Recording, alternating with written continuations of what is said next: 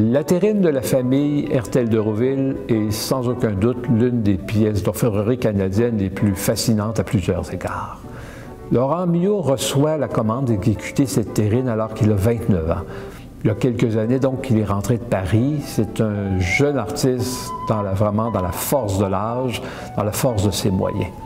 Le mécène qui commande la pièce, c'est Jean-Baptiste Hertel de Rouville, qui est un seigneur, qui est un politicien, un milicien. En fait, c'est un vieil aristocrate canadien-français.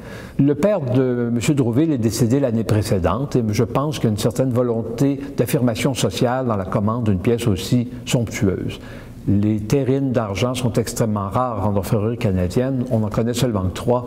Et celle-ci est manifestement la plus importante de toutes celles qui sont conservées.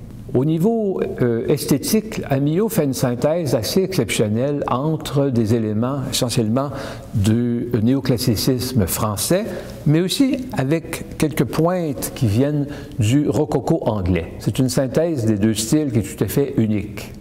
Une autre singularité de la pièce, c'est qu'on voit que sous le fond, l'orfèvre a gravé le poids d'argent de la pièce, ce qui est fréquent sur des pièces européennes, mais tout à fait exceptionnel dans le contexte canadien.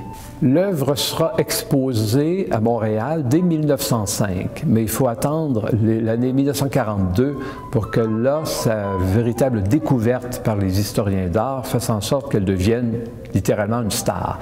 Elle a été reproduite, exposée, commentée de multiples reprises, ce qui fait bien que c'est probablement la pièce d'orfèvrerie canadienne la plus connue au Canada comme à l'étranger.